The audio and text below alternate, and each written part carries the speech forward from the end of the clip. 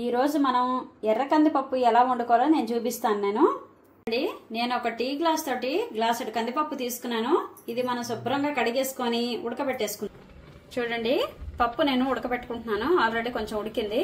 ఇప్పుడు మనం ఒక పక్కని పప్పుకి పోపు వేసుకుందాం. 2-3 చెంచాలు ఆయిల్ వేసుకోండి. ఒక మీడియం సైజు ఉల్లిపాయ ఇలా సన్నగా తరుక్కున్నాను. అలాగే మీడియం సైజు 2 టమాటాలు సన్నగా ఇలా తరుక్కున్నాను. వెల్లుల్లిపాయలు సన్నగా ఇలాగా ముక్కలు చేసుకొని పెట్టుకోండి. ఒక 2 పచ్చిమిరపకాయలు ఇలా చీలికల్లా కోసుకున్నాను.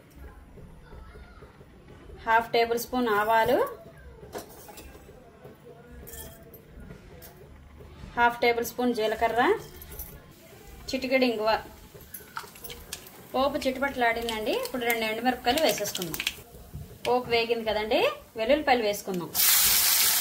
అలాగే కొంచెం కరివేపాకు. ఇప్పుడు పచ్చిమిరపకాయలు వేసేసుకుందాం. తర్వాత ఉల్లిపాయలు వేసేసుకోండి.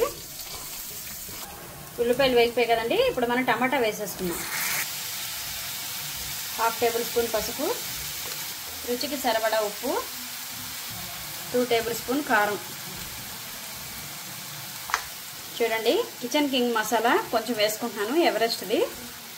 1/2 table spoon kitchen king masala. ఇప్పుడు ఇదంతా శుభ్రంగా కలుపుకుందాం. టమాటా చక్కగా మగ్గిపోయిందండి. ఇప్పుడు మనం చూసారు కదా, పప్పు ఉడికిపోయింది. పప్పు ఇప్పుడు అందులో వేసేద్దాం. పప్పు వేసేసుకున్నాం కదా, చక్కగా కలిపేసుకోండి ఒకసారి. ఇప్పుడు పైన కొంచెం కొత్తిమీర వేసుకోండి. ఒక 1/2 గ్లాస్ నీళ్లు పోసుకోండి. గుమగుమలాడే ఎర్ర కందిపప్పు తయారైపోయిందండి. చపాతీలోకి చాలా బాగుంటుంది. మీకు నచ్చితే కనుక రైస్ లో కూడా చాలా బాగుంటుంది. ఎలా ఉందో కామెంట్ చేయండి. నాకు ఛానల్ కి సబ్స్క్రైబ్ చేసుకోండి.